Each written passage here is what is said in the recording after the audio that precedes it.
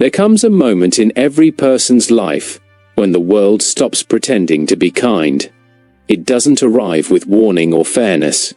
It strikes silently, often when you least expect it. One day, everything you thought was built on loyalty, love, or integrity begins to crumble. The people you trusted reveal their masks. The system you believed in feeds on your naivete. The promises you made to yourself, that good would always triumph, that patience would be rewarded, start to feel like comforting lies told to the weak. In that moment, you face the oldest question in human history. Will you break, or will you become ruthless? Niccolò Machiavelli understood this moment better than anyone. He wrote not from comfort, but from exile, betrayed by the very powers he once served. From the ashes of his idealism, he gave birth to The Prince, a book that stripped away the illusions of morality and exposed the brutal mechanics of human nature. To Machiavelli, the world was not divided between good and evil, but between those who act and those who suffer, between the lion and the lamb, between the ruler and the ruled, between those who break and those who become ruthless. This video is not about cruelty. It's about survival. It's about understanding that in a world ruled by power, compassion without strategy becomes self-destruction. Machiavelli never told us to be evil. He told us to be awake, to adapt, to become strong enough to play the game without being destroyed by it. Because whether you rule a kingdom or simply your own mind, the law remains the same. If you are not ruthless in your pursuit of sovereignty, the world will be ruthless in breaking you. 1. The illusion of goodness. Machiavelli begins by dismantling one of humanity's favorite lies, that goodness guarantees safety. Society tells us to be kind, to forgive, to trust. But the truth is, the world is built on competition and hidden agendas. Men are ungrateful, fickle, false, cowardly, covetous, Machiavelli wrote, and as long as you succeed, they are yours entirely. Yet the moment fortune turns, they vanish. This is not cynicism, it's observation. The illusion of goodness is comforting because it hides the cruelty of reality. We believe in moral order because it makes chaos bearable. But Machiavelli saw that morality itself is often a mask worn by the powerful, a convenient language to justify conquest or control.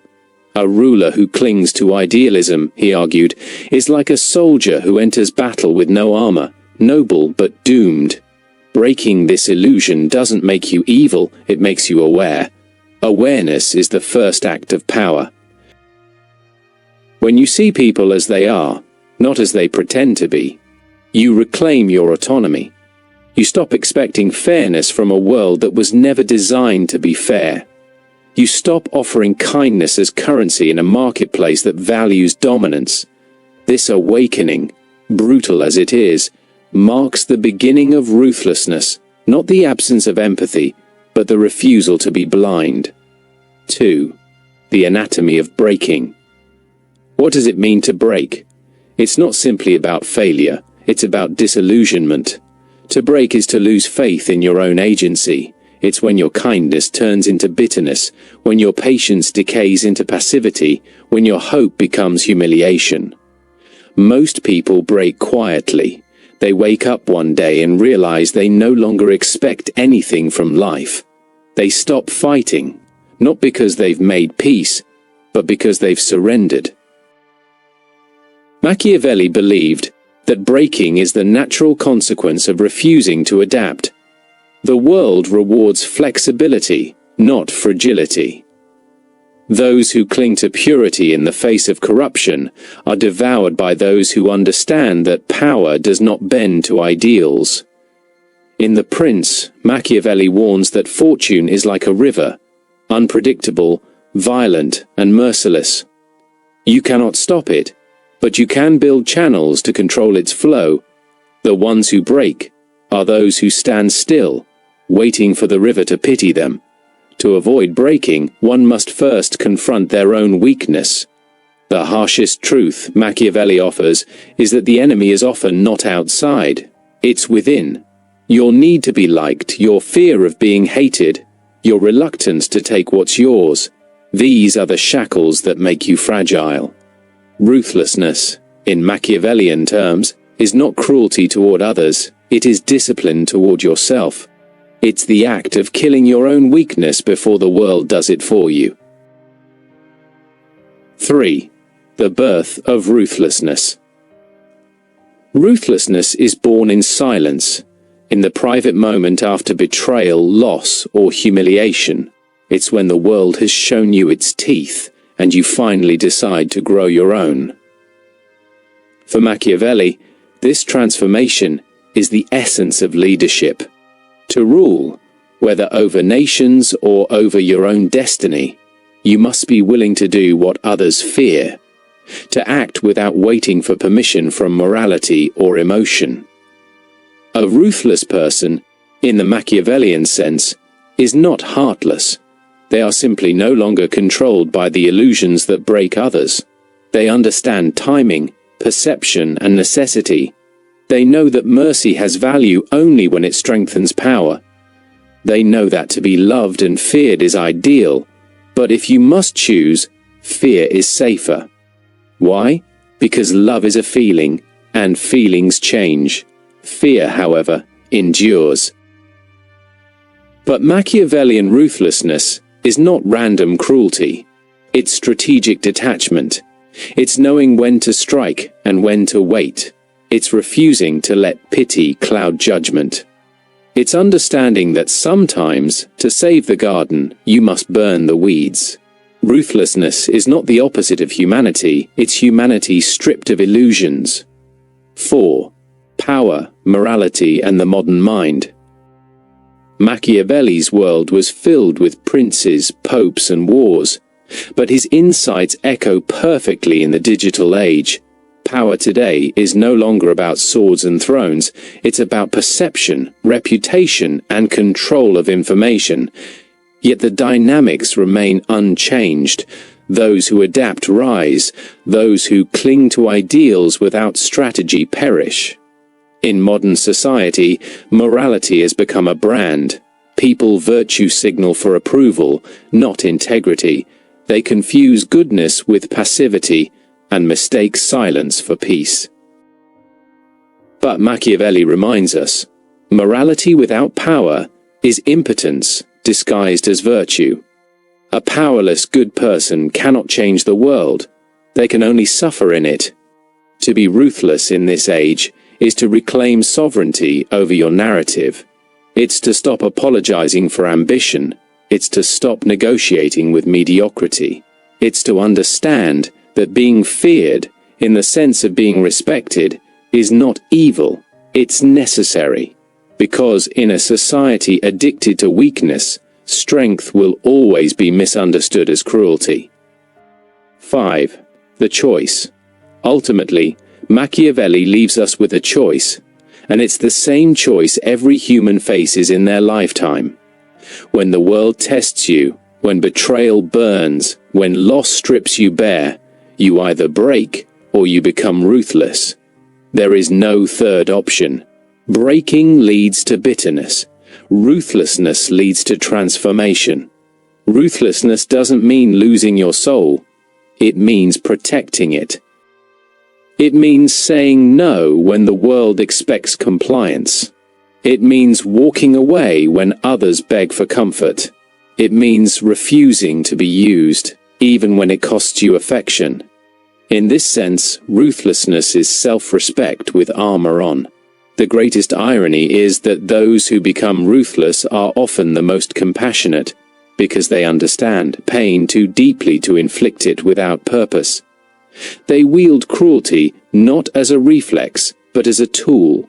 They know that peace is not given, it is earned, and that no one respects what they can easily break. 6. The mask of virtue.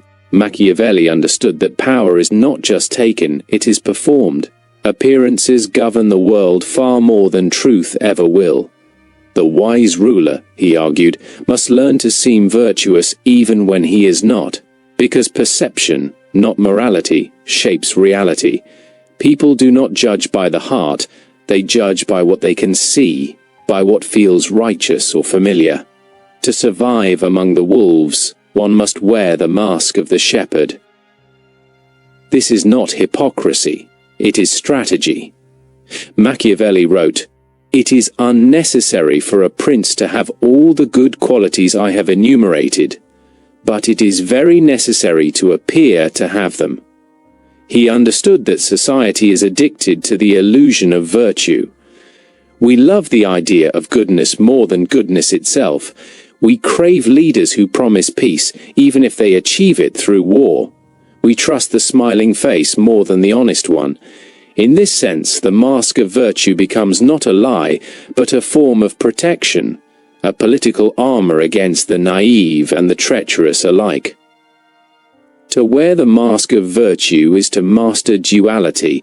It is to understand that purity without wisdom is weakness, and deceit without purpose is corruption. The ruthless individual knows how to navigate both worlds, appearing noble while acting effectively. It's not about manipulation for pleasure, but manipulation for preservation. To pretend to be gentle while wielding strength, that is the art of surviving in a world that crucifies the pure and crowns the cunning. 7. The legacy of the ruthless. History does not remember those who merely endured, it remembers those who dominated. The great rulers, innovators, and thinkers who shaped civilization were not defined by their kindness, but by their audacity. Machiavelli's philosophy reminds us that the legacy of the ruthless is not cruelty, it is impact. Those who dared to be feared, who made decisions others were too timid to make, were the ones who built empires, started revolutions, and changed the course of humanity. Think of Alexander the Great, Julius Caesar, Catherine the Great, or even modern figures in business and politics. Their rise was never purely moral, yet their influence endures centuries later. History forgives ruthlessness when it brings results. The same people who curse ambition in the living, worship it in the dead. Because deep down, humanity respects power more than virtue. We may claim to honor kindness, but we follow strength. Yet Machiavelli also warns that ruthlessness without purpose leads to self-destruction. True legacy is born not from cruelty for its own sake, but from disciplined, intelligent control of it. A great ruler, or a great mind, must know when to unleash force and when to restrain it. To act without conscience is barbaric, but to act without calculation is foolish. The legacy of the ruthless, then, belongs not to the savage, but to the strategist, the one who masters chaos without being consumed by it. Conclusion: the Machiavellian mirror. You either break or become ruthless is not just a philosophy, it's a mirror, one that forces you to confront the uncomfortable truth of human nature. Machiavelli never asked us to be heartless, he asked us to be awake. He dared us to see the world not as we wish it to be, but as it is, and to move within it with intelligence, control, and courage. To be ruthless, in the Machiavellian sense, is to love strength more than sympathy, to prize truth over comfort, and to wield morality as a weapon, not a weakness. It means realizing that your compassion must be protected by discipline, your dreams by strategy, and your peace by power. It's the recognition that kindness without defense is a slow form of suicide, and that the world does not reward innocence, it exploits it. So when the world tests you, when betrayal cuts deep, when loyalty turns hollow, when your patience becomes punishment, you have only two choices. You either break, or you become ruthless. Breaking leads to bitterness, ruthlessness leads to clarity. One path ends in submission, the other in sovereignty. And as Machiavelli would remind you, the lion may die alone, but at least it dies free. Because in the end, History does not remember those who broke a briefly, it remembers those who refused to.